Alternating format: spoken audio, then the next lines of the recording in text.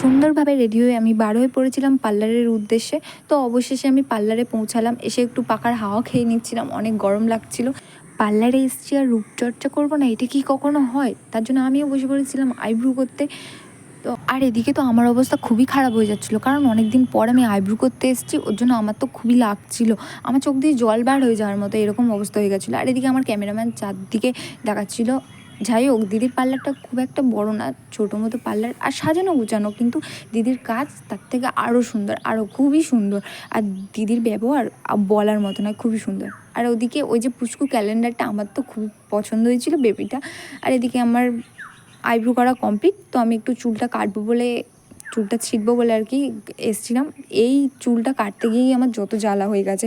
আমার তো কান্নাকাটি বাঁধিয়ে দিয়েছিলাম, আমার তো খুবই কষ্ট হচ্ছিলো চুলটা কাটার পর। আমি কেঁদে ফেলেছিলাম, এরকম একটা ব্যাপার হয়ে গেছে। তো আমার চুলটা কেটে আমি ঠিক করেছি না ভুল করেছি, তোমরাই কমেন্টে বলবে, ঠিক আছে?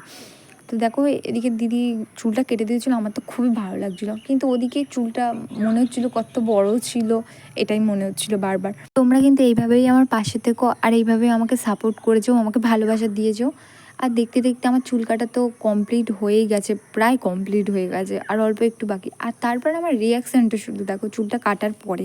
এরকম করলে মানে আমি তো ভেবে রেখেছি আর এরপর থেকে আর চুলই কাটবো না। তো দেখো আমি কী করছিলাম, আর এদিকে এই যে চুলগুলো ছিল পড়েছিল, আর আমার অবস্থা দেখো, আমি কেঁদে কেটে একাকার করে দেওয়ার তালে। আমার তো খুবই কষ্ট হচ্ছিলো, সত্যি খুবই কষ্ট হচ্ছে।